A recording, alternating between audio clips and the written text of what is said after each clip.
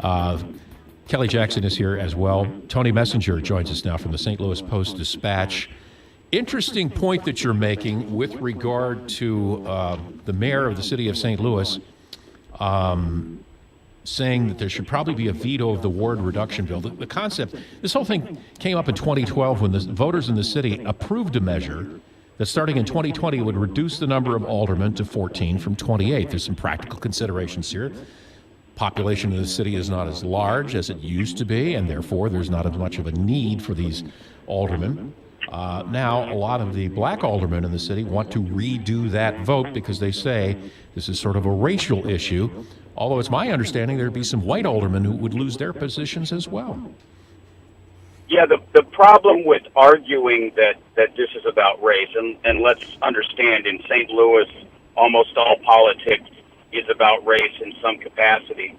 But as I pointed out in my column, the St. Louis American, the newspaper, that one of the oldest African-American newspapers in the country, wrote a strong editorial criticizing the black aldermen, saying this isn't about race. This is about you guys trying to protect your seat. In fact, with a smaller Board of Aldermen and better drawn wards, this increases black political power because those black aldermen who will be elected will have much more power than one of the 28 that they have now. And the other point that the American made that I repeated in my column is that you're talking about if 28 aldermen is so great for black St. Louisans, where's the land of milk and honey? What has 28 aldermen done for people living in North St. Louis, for people living in poverty? In fact, it hasn't done much, in part because those individual black aldermen don't have much in the way of power. And because of that, they spend a lot of time just trying to protect turf. And it's the same with the white aldermen. Going from 28 to 14 creates a more efficient Board of Aldermen. It creates a stronger Board of Aldermen. But the most important thing that it does that I've raised in my column is that it sends a message to all of St. Louis that it's time to fix our broken governing structures. We have one of the most broken regional governing structures in the country, and this is just one small piece of it. And refusing to make at least the tiniest of reforms, going from 28 aldermen to 14 aldermen, sends a message that St. Louis isn't going to change, St. Louis is going to be stuck in the past, and St. Louis is not going to fix its broken governing structure. And it's interesting that Donald Suggs, who is the owner of the St. Louis American, he speaks quite strongly, against what one of the aldermen, John Collins Muhammad, is speaking, for, or speaking against the reduction. So that says a lot. It breaks through this idea that you're racist if you oppose keeping the Board of Aldermen at 28. And that's the frustrating thing about this current Board of Aldermen and dealing with racial politics in St. Louis, is that often if you find yourself on the other side of an issue with some of the black aldermen, you're accused of being racist. And in this case, having Donald Suggs in the St. Louis American and Burbis Jones and Mike Jones and other people out there saying, no, this is good governance. One of the points that I made, that the mayor needs to look to the Ferguson Commission. The mayor has said that she believes in what the Ferguson Commission says and applying a racial equity lens to public policy decisions.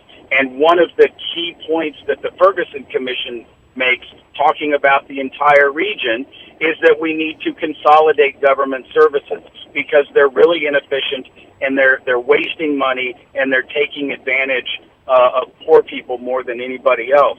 And one of the current task force members on the Better Together task force that is studying how to look at a new form of regional governance in the St. Louis region is Will Ross. Will Ross is a physician and a scientist at WashU. He's been very active in health issues in St. Louis for the last couple of decades. He's African American, and he makes the same point talking about regional governance, that consolidation strengthens black power. Yeah. Because right now we have black politicians fighting over tiny little municipalities in North County and tiny little wards in St. Louis City, and not actually turning that into a stepping stone to greater political power. Consolidation actually is good for all citizens, but particularly black citizens in St. Louis, in the city, and in the county. This is Tony Messenger from the St. Louis Post-Dispatch. The group Better Together, which is actually occupies offices on this floor where we're broadcasting from today, has been an advocate of city-county merger and what to do with the 89 municipalities that are in the area. Louisville and Jefferson County merged a number of years ago. Jerry Abramson, who was then mayor at the time, was one of the big proponents behind that. And it sounds like it was a very positive thing to happen for that particular portion of the country. I wonder now, given the history of how St. Louis became sort of an island unto itself, and the county wanting to join, and years ago, the city said, "No, we're not really interested because you have nothing to offer."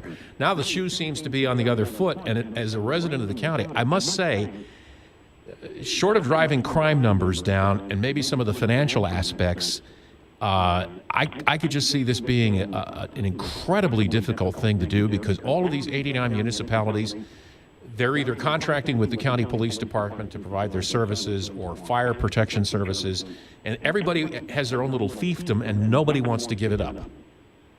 Except for, look at what you just said. They're already contracting with the county because they can't afford their own services. It's inefficient. Look at all of the tax increases on the last couple of municipal elections. The cities in St. Louis County are broke, just like the city of St. Louis is broke. St. Louis County, if you look at their most recent budget, in their own document says, we're broke. All of our government structures are broke because they're all fighting for the same piece of the pie rather than unifying that pie and making the spending much more efficient for taxpayers. One of the points I want to make, my column basically said to the mayor, if you follow your beliefs on your stated beliefs on Ferguson Commission, you'll veto this bill if it makes it to your desk. It's still not a done deal that it's going to make it to her desk. That decision comes tomorrow.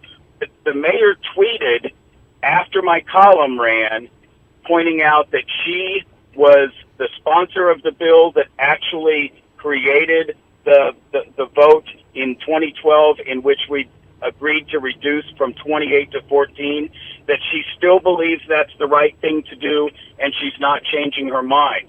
What's interesting about that tweet is it doesn't say I will veto, but it says I'm not changing my mind. Well, if she's not changing her mind, then she darn well better veto if it makes it to her desk, or she's just allowing something to become law that she thinks is bad law. This will be a test of her leadership in two ways. One, does she have the political power and prowess to make sure that that bill never makes it to her desk? And two, if it does make it to her desk, will she follow through with the theme behind her tweet last night, or 2 nights ago, that said she hasn't changed her mind? I tweeted right back at her after I saw that tweet and said, does this mean you will veto the bill? She has not responded on Twitter. All right, very good. Tony, we must run, but thank you very much for joining us again today. Always good reading in the St. Louis Post-Dispatch. Thanks again.